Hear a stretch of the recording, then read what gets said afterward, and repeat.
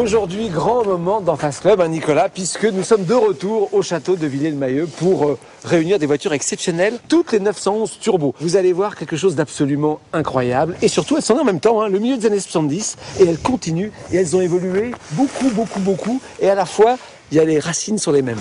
Allez, on regarde, on commence par la grand-mère.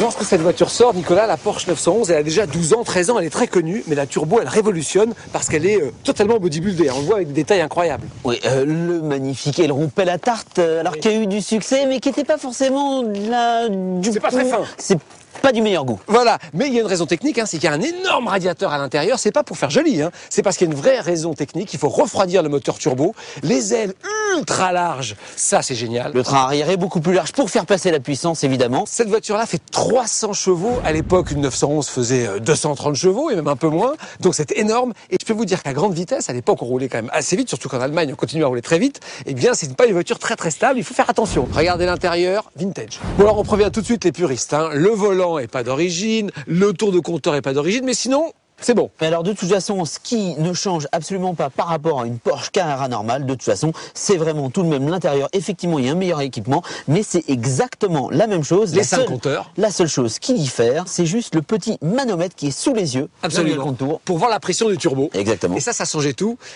Incroyable voiture à l'époque. 300 chevaux, c'est une puissance qui faisait tourner les têtes. Hein. La Ferrari Rival faisait 250 chevaux, donc elle était beaucoup plus puissante. Alors vous allez voir, progressivement, la gamme va évoluer. Voici un autre modèle complètement différent, la 964. On bascule en 1991, un saut dans le temps, et vous allez voir, il y a beaucoup de choses qui changent.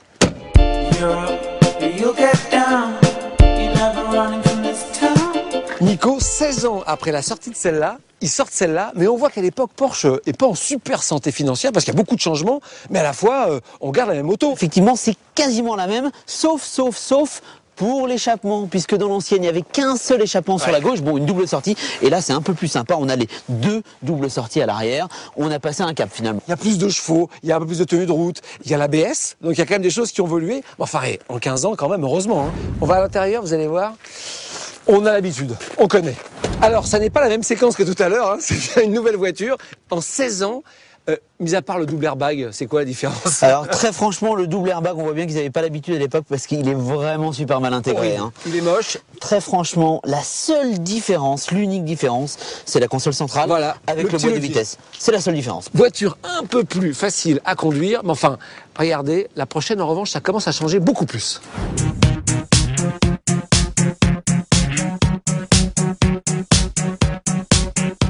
Et alors là, on a du mal à imaginer. C'est la même structure et pourtant la voiture là, elle est très différente esthétiquement. On voit que Porsche commence à investir et développer la voiture. Ils ont le même habitacle, le même pare-brise, les mêmes portes, mais en fait, regardez, on a du mal à les reconnaître. C'est une révolution. Les feux sont un petit peu plus biseautés. Et puis alors à l'arrière, alors là, on continue à avoir les hanches larges. Ça, c'est la vraie signature du 911. Hein. Les amoureux de 911 turbo, ils veulent qu'il y ait les roues qui dépassent. Voilà, des galbes incroyables. Attention, hein, on avait 300 chevaux sur la première. 320 chevaux sur la deuxième 15 ans plus tard, là ça monte. Ils ont besoin de vendre, hein. 408 chevaux. Hein. Ça y est, là on passe à autre chose. Du coup, ça commence à faire beaucoup de chevaux et là il y a une révolution au niveau des transmissions. 4 roues motrices. 4 motrices. Alors le cœur de certains puristes saigne en disant ah non, pas une 911 4 motrices et en fait ça va marcher. Hein. C'est plutôt pas mal, on peut partir skier. Exactement. Carton commercial pour cette voiture. Énorme performance. On commence à frôler les 300. On n'y arrive pas encore, 300 en pointe. À l'intérieur, bon forcément, comme c'est le même habitacle, on change pas grand-chose. Venez voir. Même chose que tout à l'heure, ça n'est pas le copier-coller de la séquence précédente. C'est bien un nouvel intérieur, mais en fait, il bosse sur quoi? Il y a quasiment aucune différence, Stéphane, sauf qu'effectivement, ils apportent les premiers équipements, les premières options. Là, on voit, celle-ci a une finition exclusive en carbone d'origine. C'est magnifique d'ailleurs. Ça paraît fou, hein. Imaginez qu'en 20 ans, entre 75 et 95, il n'avait absolument pas changé l'intérieur entre toutes les générations de 911 turbo. Attention, maintenant, révolution, on passe aux années 2000 avec la 996 turbo. Et alors là, révolution.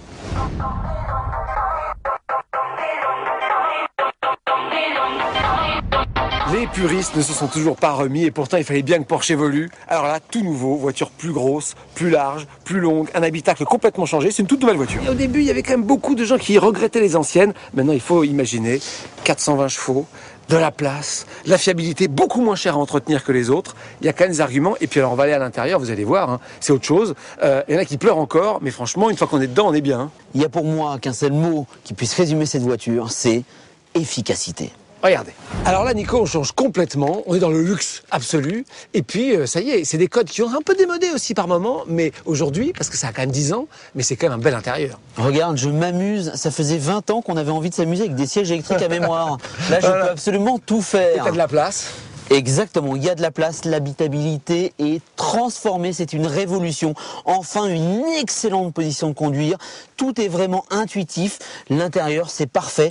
À rouler, c'est extraordinaire. Par contre, c'est vrai, ça a perdu un peu de son identité. Physiquement à l'extérieur, c'est flagrant et également un peu à l'intérieur. Allez, on passe à la suivante.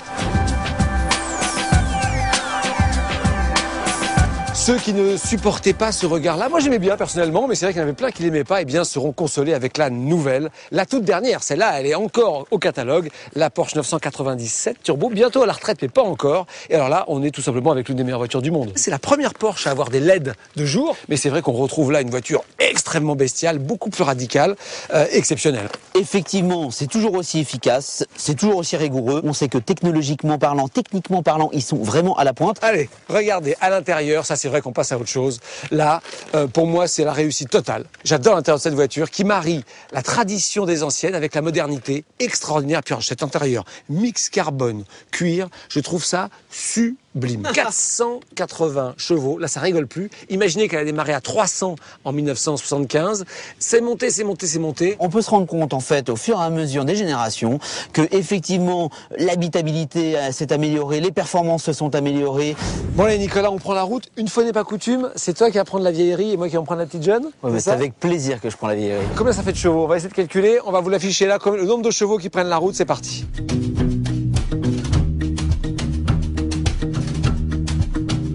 Qu'est-ce qu'il y a? Stéphane, on en a une qui a plus de batterie. Ça y est, elle est en panne. Une Porsche en panne? Non, c'est juste un problème de batterie, c'est pas un problème de fiabilité. Oui. Par contre, on va avoir besoin de la tienne pour la démarrer au câble. D'accord. Regardez, voilà. C'est ça les vieilleries. Bon, comme quoi on disait que les Porsche étaient fiables. Problème de batterie, j'espère que c'est ça. Hein. Bon allez, on y va. Vas-y, ouvre le coffre. C'est laquelle qui...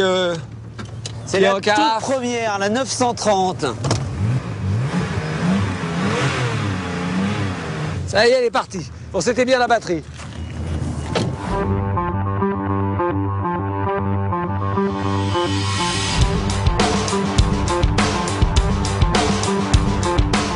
J'ai de la place. Silence. Je suis entouré d'un habitacle couvert de cuir, d'Alcantara. Cette Porsche 964 Turbo. Je l'ai jamais conduit, j'ai jamais eu l'occasion. Et là, c'est vrai que finalement, je réalise comme un petit rêve. Regardez, toutes ces 911 noires alignées, ça a quand même de l'allure. Hein. Ah voilà, il est parti. Ah, elle est belle quand même, celle de Nico. Hein. Ah, j'adore. Hein. Il y a des mecs qui sont arrêtés en voiture, qui sont garés au bord de la route et qui nous voient avec les 5 voitures noires là rouler. Ça doit être assez drôle, assez sympa à voir. Moi, j'ai toujours aimé regarder l'arrière large comme ça d'une 911. C'est quand même quelque chose. Avec l'aileron turbo marqué derrière, c'est quand même quelque chose.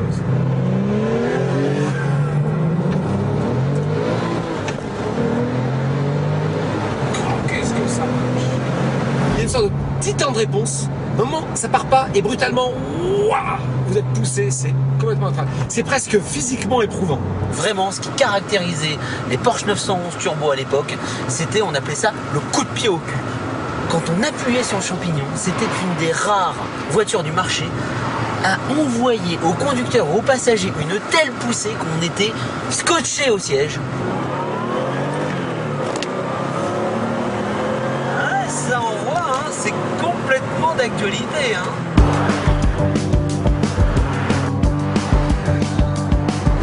Je suis en train de me battre avec la clim depuis 5 minutes. En fait, il fait vraiment beaucoup trop chaud dans l'habitacle.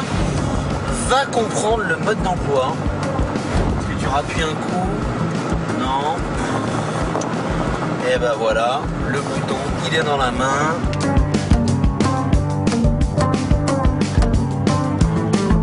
C'est du allez-y, hein, les Allemands à l'époque savaient vraiment faire des voitures. Ils savent toujours aussi faire. Par contre, je suis pas certain que les Porsche 996 et 997 Turbo auront si bien vieilli que celle-ci dans 20 ans. S'il fallait trouver un défaut à cette 911 Turbo, c'est facile, hein, il suffit que je regarde l'ordinateur de bord. Consommation moyenne 19 litres 9, vous rajoutez le petit réservoir, ça fait 350-400 km avec le plein, plus des coûts d'entretien beaucoup plus élevés qu'une 911 normale. Voilà, c'est ça les défauts, mais c'est le prix de la légende, hein, c'est pas une 911 normale.